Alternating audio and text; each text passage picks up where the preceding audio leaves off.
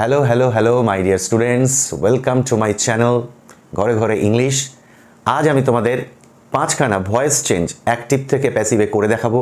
And if you follow my class till the end, and this voice change series, if you follow constantly, তাহলে কোনো voice change তোমার অজানা থাকবে না।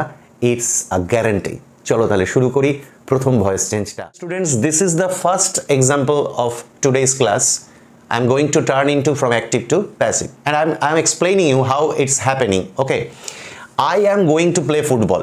এটা present continuous. আমি ফুটবল খেলতে চলেছি। প্যাসিভটা কিন্তু এই জায়গাতে হবে to play. Infinitive to play, এই যে ভার্বটা ইনফিনিটিভ ভার্বটা এখানেই একটা কি আনতে হবে বলো তো, বি আনতে হবে, ব্যাস।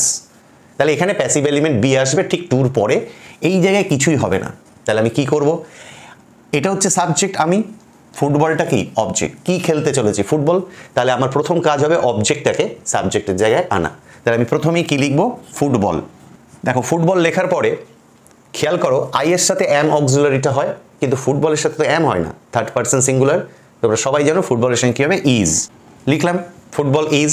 এইবার ফুটবল ইজ, এইখানে কিছুই অনেক স্টুডেন্ট কি করে, এখানে আইএনজি আছে তো গোয়িং, তাই জন্য প্যাসিভ এলিমেন্ট বিইং আনে। এখানে কিচ্ছু করো না, লিখো ফুটবল ইজ গোয়িং। লিখলাম ফুটবল ইজ গোয়িং। এই যে টু প্লে আছে না, এই জায়গাটাতে আমি প্যাসিভটা সংগঠিত করব। তাহলে লিখবো টু লিখলাম। এবার টুর পরে আমি কি বসাবো, বি। টু বি লিখে দিলাম। এটাই কিন্তু তোমার প্যাসিভ এলিমেন্টটা হয়ে গেল, টু বি। যেই প্যাসিভ এলিমেন্ট বসে গেল, তারপরের কাজ আমি কতবার ভিডিওতে বলেছি, আগের ভিডিওগুলোতে দেখে নেবে আমার প্রিভিয়াস ভয়েস চেঞ্জের ভিডিওগুলো। এই যে ভার্বটা রয়েছে না, ইনফিনিটিভ ভার্ব, এবার তোমার এই ভার্বটা যেহেতু এখানে প্যাসিভ এলিমেন্ট বি বসে গেছে, এই প্লে ভার্বের পাস্ট পার্টিসিপল কি লিখতে হবে, প্লেড লিখে দিই আমরা। দেখো প্লেড লিখলাম, ভার্বের কত থার্ড ফর্ম হয়ে গেল, প্লেড। তারপরে যথারীতি তোমাকে বাই লিখতে হবে, আর এখান থেকে যেমন ফুটবল সামনে এসেছিল, সাবজেক্ট আইটা অবজেক্টে চলে যাবে, আই এর অবজেক্ট ফর্ম কি, মি। তাহলে আমি কি লিখতে আবার বাকি আছে, বাই মি। দেখো উত্তর হলো football is going to be played by me. একটু বাংলায় বলি, আমি ফুটবল খেলতে চলেছি, মানে ফুটবল চলেছে আমার দ্বারা খেলা হতে। ঠিক আছে, এটা হলো প্রথম এক্সাম্পল আজকে। চলো এবার সেকেন্ড এক্সাম্পলটা দেখে নিই। সো মাই ডিয়ার স্টুডেন্টস, দেখো সেকেন্ড এক্সাম্পলটা হচ্ছে দ্য বেল ইজ রিঙ্গিং। এটাও প্রেজেন্ট কন্টিনিউয়াস টেন্সই আছে, ঘন্টা বাজছে। এরকম ধরনের অনেক কোশ্চেন তোমরা কোশ্চেন পেপারে পেয়ে যেতে পারো। The bell is ringing, the cow is milking, এরকম পেয়ে যাবে। তো সেক্ষেত্রে কি করবে, ঘন্টা বাজছে, তার মানে কি ঘন্টা কারুর দ্বারা বাজানো হচ্ছে, সে তো নিজে নিজে বাজতে পারে না, সেটা যে কোনো হতে পারে, বাই এনি ওয়ান, কোনো একজনের দ্বারা ঘন্টাটা বাজানো হচ্ছে।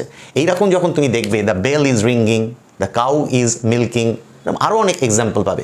সেক্ষেত্রে জাস্ট এই ইজের এখানে একটা বিইং ইউজ করবে। কি ইউজ করবে, একটা বিইং, ব্যাস। তাহলে কি হবে দেখো, এর উত্তর হবে, প্রথমে লিখবো দ্য বেল। দেখো দ্য বেল দিলাম, তারপরে ইজটা সেম থেকে যাবে, ইজ হবে। ইজ দেওয়ার পরে এই যে বললাম প্যাসিভ এলিমেন্ট কি দেবো, বিইং দেবো। তাহলে আমি লিখবো being, bell, the bell is being বলার পরে এই যে আইএনজিটা তো এখানে চলে এলো, রিঙ্গিংয়ের হয়ে গেল কি, আইএনজি এখানে এসে গেল বিইং। এবার রিং যে ভার্বটা, তার পাস্ট পার্টিসিপল করতে হবে। রিংয়ের পাস্ট পার্টিসিপল হচ্ছে রাং, আর ইউ এন জি। তাহলে আমি লিখে দেবো আর ইউ এন জি। দেখো লিখে দিলাম দ্য বেল ইজ বিইং রাং বলে লাস্টে কি দেবো, ফুল স্টপ। এটা কিন্তু ভার্বের কি ফর্ম, থার্ড ফর্ম। আমাকে প্যাসিভ করার জন্যই এই মূল ভার্বকে কি করতে হলো, থার্ড ফর্ম করতে হলো। I hope you have clearly understood it. এরকম কিন্তু পরীক্ষায় কোশ্চেন পেপারে তোমরা দেখতে পাবে, and that time with the broad smile you can confidently answer this type of questions of voice change. চলো আমরা তৃতীয় এক্সাম্পলের দিকে এগিয়ে যাই। এবারে দেখো থার্ড এক্সাম্পলটা, প্রিস্ট অফ দ্য টেম্পল। মন্দিরের যে পুরোহিত, প্রিস্ট মানে কি পুরোহিত, সে একটি প্রার্থনা কম্পোজ করেছিল, অর্থাৎ একটা প্রার্থনা রচনা করেছিল। তাহলে দেখা যাচ্ছে এই যে কম্পোজ ভার্বটা, এটা ভার্বের সেকেন্ড ফর্ম, তার মানে এটা পাস্ট ইনডেফিনিট। আমি তোমাদের ভয়েস চেঞ্জ করার জন্য, অ্যাক্টিভ থেকে প্যাসিভে ট্রান্সফর্ম করার জন্য বলেছিলাম একটা প্যাসিভ এলিমেন্ট আসবে, যেটা বি ভার্বেরই বিভিন্ন রূপ। তা যখন দেখব এই ভার্বটা কত নম্বর রয়েছে, ভার্বের 2 নম্বর ফর্মে আছে, কম্পোজ মানে পাস্ট ফর্ম, তাহলে আমাকে বি ভার্বের পাস্ট ফর্ম কারা জানো, ওয়াজ আর কি, ওয়াজ। এরা হচ্ছে এই বি ভার্বের পাস্ট ফর্ম। এর আবার প্রেজেন্ট ফর্ম কি হয় বি ভার্বের, অ্যাম ইজ আর। ঠিক আছে, তাহলে যেহেতু কম্পোজ ভার্বের 2 নম্বর, তাহলে আমি অ্যাম ইজ আর বা অন্য কোনো ফর্মের দিকে তাকাবই না, আমি জাস্ট বি ভার্বের পাস্ট ফর্ম ওয়াজ বা ওয়্যার, তাদের মধ্যে কাউকে একজন আনয়ন করব। অ্যাক্টিভ থেকে প্যাসিভ করার জন্য কোন টেন্স, যখন কিনা টেন্সটা হচ্ছে পাস্ট ইনডেফিনাইট, অর্থাৎ মূল ভার্বটা ভার্বের পাস্ট ফর্ম অর্থাৎ V2-তে থাকবে। আর আমি একটা ফর্মুলা বলি না, অদল বদল বাই চাই, অর্থাৎ আমাকে অদল বদল করতে হবে। অর্থাৎ এখানে সাবজেক্টটা কে? মন্দির, না সাবজেক্ট না মন্দির, শুধু পুরোহিত না, টোটালটা, অর্থাৎ মন্দিরের পুরোহিত, এইটা হচ্ছে সাবজেক্ট। আর তিনি প্রশ্ন করো কি রচনা করেছিলেন? এই প্রেয়ারটা। তাহলে এই দিস প্রেয়ার টোটালটা কি হবে? ওই অবজেক্টটাকে আমার সামনে আনতে হবে, দিস প্রেয়ার।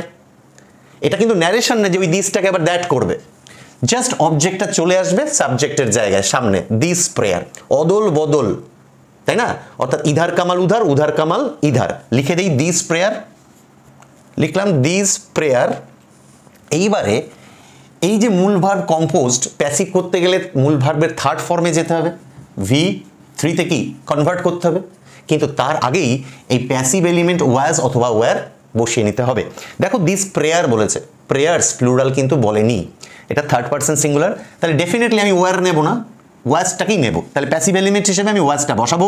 যেই আমি ওয়াজটা বসিয়ে দিলাম, এইবার আমার কাজ হবে এই যে মূল ভার্ব, অ্যাকশন ভার্ব কম্পোজড, যেটা কিনা ভার্বের 2 নম্বর ফর্মে আছে, তাকে পাস্ট পার্টিসিপল অর্থাৎ V3-তে আমাকে নিয়ে যেতে হবে। কারণ ভয়েস চেঞ্জের অন্যতম ইম্পর্টেন্ট স্টেপ অ্যাক্টিভ থেকে প্যাসিভে যাওয়ার সময়, সেটা হচ্ছে মূল ভার্বটাকে কি করতে হবে? পাস্ট পার্টিসিপল করতে হবে। কম্পোজড ভার্বের 2 নম্বর, ভার্বের থার্ড ফর্মে আনতে হবে, ভার্বের থার্ড ফর্মও কিন্তু কি কম্পোজড। তাহলে আমি এবার কম্পোজটা লিখে দেব। কম্পোজ লিখে দিলাম, দেওয়ার পরে আমাকে কি করতে হবে? বাই বসাতে হবে একটা, আমরা সবাই জানি বাইটা বসাবো আমরা। বাইটা বসানোর পরে আমাকে কি করতে হবে? এই যে পুরো সাবজেক্টটা, দ্য প্রিস্ট অফ টেম্পল, পুরোটা কিন্তু শুধু প্রিস্ট বা শুধু টেম্পল না, the priest of the temple অর্থাৎ মন্দিরের পুরোহিত, তার দ্বারাই তো এই প্রেয়ারটা কম্পোজড হয়েছিল। যেমন ওখান থেকে প্রেয়ার সামনে এনেছি, সাবজেক্টের পজিশনে যেমন এনেছি, তাহলে যে সাবজেক্টে ছিল তাকে এবার বাইয়ের পরে অবজেক্টের পজিশনে দিতে হবে। লিখে দেবো the priest of the temple. Let's write. দেখো উত্তর কিন্তু আমার হয়ে গেল, this prayer was composed by the priest of the temple. Past ইনডেফিনিটে ছিল, অ্যাক্টিভ থেকে প্যাসিভ করে দিলাম। Now we have to go to the fourth one. So my dear students, this is the fourth example. Let us thank God for the opportunity. এটার মানে কি? চলো আমরা ঈশ্বরকে ধন্যবাদ জানাই, ঈশ্বরের প্রতি ধন্যবাদ জ্ঞাপন করি ফর দ্য অপরচুনিটি, যে সুযোগটা, যে অপরচুনিটি আমাদেরকে ঈশ্বর প্রদান করেছেন, যার জন্য লেট আস থ্যাংক, ঈশ্বরকে চলো আমরা ধন্যবাদ জানাই। এর ভয়েস সেন্স মানে it's so easy, late us thank god, শুধু গডটাকে এই আসের জায়গায় নিয়ে আসো। তাহলে আমি কি লিখবো? আমি লিখবো লেট গড, ঠিক আছে? চলো তাহলে আমি জাস্ট গডটাকে এই আসের জায়গায় নিয়ে এলাম, অর্থাৎ ধন্যবাদটা কারা জ্ঞাপন করবো ভাবছি? আমরা। কাকে? গডকে। তাহলে নিশ্চয়ই এটা কি অবজেক্ট, তো অবজেক্ট যখন সে চলে এলো কোথায়? আসের জায়গায়, ঠিক আছে? Let God. Now you can ask me, sir গডের জিটা কেন ক্যাপিটাল হলো? কারণ গড হচ্ছে পরমপিতা ঈশ্বর, দ্য অলমাইটি গড, সর্বশক্তিমান ঈশ্বর। সেই জন্য সেন্টেন্সের যেখানেই গডকে লিখবো না কেন, আমরা সব সময় জিটাকে কি লিখবো? ক্যাপিটালে লিখবো। লেট গড লিখে দিলাম, লেট গড, তারপরে প্যাসিভ এলিমেন্ট কি আসবে? বি আসবে। অনেক ক্ষেত্রে আগেও একটাতে বললাম না, বি আসবে প্যাসিভ এলিমেন্ট, তাহলে হবে লেট গড বি। লিখে দিলাম লেট গড বি। এইটা লেখার পরে এই যে থ্যাঙ্ক, যেটা ভার্বের প্রেজেন্ট ফর্ম আছে, তাকে এবার আমি কি করব? ভার্বের থার্ড ফর্মে দেবো, এবং থ্যাঙ্কের পাস্ট পার্টিসিপল অর্থাৎ V3 হচ্ছে থ্যাঙ্কড। প্যাসিভ কিন্তু এখানেই সম্পাদিত হচ্ছে, প্যাসিভ এলিমেন্ট বসলো, এবার আমি কি আনবো? V3, সেটাকে থ্যাঙ্কের পাস্ট পার্টিসিপল কি? থ্যাঙ্কড। লিখবো আমি থ্যাঙ্কড। দেখো লিখে দিলাম লেট গড বি থ্যাঙ্কড, চলো ঈশ্বরকে ধন্যবাদ জানানো হোক। কাদের দ্বারা? এই যে বাই আস, লিখবো কি? By us. বাই আস লিখে দেওয়ার পরে আর কিছুই না, এই যে এক্সট্রা যেটা রয়েছে, যেটাকে আমি স্টুডেন্টসদের বোঝার সুবিধার্থে বলি কি লেজুর, মানে অতিরিক্ত যেটা রয়েছে, লিখবো ফর দ্য অপরচুনিটি। ওই অপরচুনিটির জন্যই ঈশ্বর ধন্যবাদ প্রাপ্ত হোক আমাদের দ্বারা। তাহলে আমি বাকিটা লিখে দেই, এইটা লিখে দেবো ফর দ্য অপরচুনিটি। চলো উত্তরটা কমপ্লিট হয়ে গেল। আমি লিখে দিলাম let god be thanked by us for the opportunity. ঠিক আছে? এই যে প্যাসিভ এলিমেন্ট হলো, ভার্বের কি থার্ড ফর্ম হলো, যথারীতি বাই এলো, আর আস চলে এলো অবজেক্টের জায়গায়। দ্য লাস্ট ওয়ান, আজকের ভয়েস চেঞ্জ ক্লাসের লাস্ট এক্সাম্পলে চলে এসেছি। দেখো এইটা হচ্ছে ভার্বের 2 নম্বর, অর্থাৎ past indefinite. God love the world so much, প্রচণ্ড পরিমাণে গড এই বিশ্বকে ভালোবাসতেন, ভালোবেসেছিলেন, যেটা হি গেভ হিজ সন, তাহলে এখানে দুবার ভয়েস চেঞ্জ করতে হবে তোমাকে, একদম ইজি ব্যাপার, শুধু দুবার করতে হবে, দেখতে এতটা কঠিন লাগছে। তাহলে এটা ভার্বের 2 নম্বর, তাহলে এখানেও প্যাসিভ এলিমেন্ট কি আসবে, ওয়াজ অথবা কি ওয়ার আসবে, ঠিক আছে। আর এখানেও দেখো ভার্বটা গিভের পাস্ট ফর্ম কি গেভ, তাহলে এখানেও প্যাসিভ এলিমেন্ট কি আসবে, ওয়াজ অথবা ওয়ার আসবে, বুঝতে পেরেছো। তাহলে আমি কি করব, প্রথম পার্টটা করি, এখান থেকে ভাঙি। দ্য ওয়ার্ল্ড আগে আনবো, দ্য ওয়ার্ল্ড, দেখো গড হচ্ছে সাবজেক্ট, ভালোবেসেছিল কাকে, ওয়ার্ল্ডকে। চলো অবজেক্ট আমি কি, according to the theory of voice change active to passive কি করতে হবে, অবজেক্টকে সাবজেক্টের পজিশনে নিয়ে এলাম। এইবার এই যে ভার্বের 2 নম্বর, সেটা ভার্বের কি লাভড, ভার্বের 3rd ফর্মে যাবে, কিন্তু সেটা তো তখনই যেতে পারবে, তার জন্য তাকে একটা প্যাসিভ এলিমেন্ট আগে বসিয়ে নিতে হবে। সেটাকে, যেহেতু এটা ভার্বের 2 নম্বর, তাই বি ভার্বের 2 নম্বর অর্থাৎ পাস্ট ফর্ম কারা, ওয়াজ ওয়ার। যা প্যাসিভ এলিমেন্ট হবে সব তো তৈরি হবে বি ভার্ব থেকেই, বি ভার্বের বডি থেকে। মানে ভৌতবিজ্ঞানের ভাষায় কার্বনের যেমন বহুরূপতা থাকে, বি ভার্বেরও নাম অনেক বহুরূপতা আছে, was were, am is are, being, been. তো এখানে বি ভার্বের পাস্ট ফর্মকে ওয়াজ ওয়ার, তাকে কিন্তু এখানে নিতে হবে। তাহলে কি হবে, the world 3rd person singular, তাহলে আমি কোনটা নেব, ওয়াজ নেব, লিখবো ওয়াজ। ওয়াজ লেখার পরে আমাকে এইবার আমি কিন্তু মূল ভার্বের 3rd ফর্মে যাব।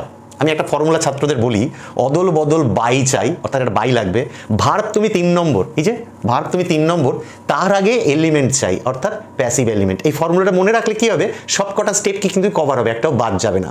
তাহলে অদল বদল তো চলছে না, ওয়ার্ল্ড সামনে চলে এসেছে, অদল হয়েছে, এবার এটা বদলটা পরে হবে, গড পিছনে যাবে, তার আগে কি হয়েছে, বাই চাই।